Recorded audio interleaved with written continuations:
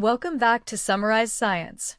Today, we're looking at a fascinating paper that wants to make the AI in our apps more emotionally intelligent and responsible. Think about personalized apps, especially those for mental health or behavioral support. Often, their main goal is just to keep you engaged, to maximize the time you spend using them.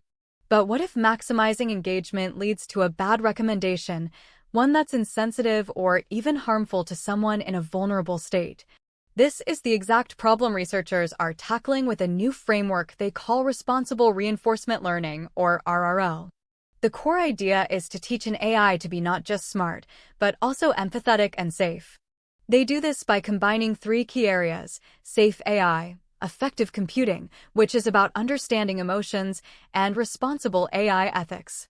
This intersection creates a new kind of learning agent that integrates empathy, safety, and ethics right into its decision-making. So, how does it actually work? Instead of just having one goal, like get the user to click, this AI has to balance multiple objectives. It gets rewards for positive engagement, but it also considers emotional alignment, basically, whether its suggestion fits the user's current emotional state. Crucially, it gets penalized for any safety violations, like recommending something that could be harmful. The AI's understanding of the user is also much richer. It doesn't just look at your past clicks, it tries to build an emotional readiness profile from user behavior and other cues.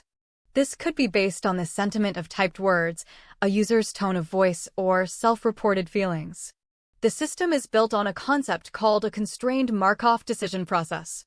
That's a technical term, but you can think of it like this. The AI is playing a game to get the highest score. But it has to follow strict rules, or constraints, that prevent it from making emotionally or ethically risky moves. The cost of a bad suggestion is weighed against the reward of engagement. To test this without using sensitive patient data, the researchers propose a simulated environment. This lets them see if the AI learns to be both effective and responsible, comparing it to standard AIs that only chase engagement.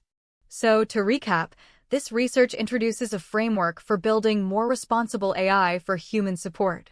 It's about moving beyond simply maximizing engagement and instead creating systems that are empathetic, context-aware, and ethically safe. The key ideas are a multi-part reward system that includes emotional alignment and hard safety constraints to prevent harm.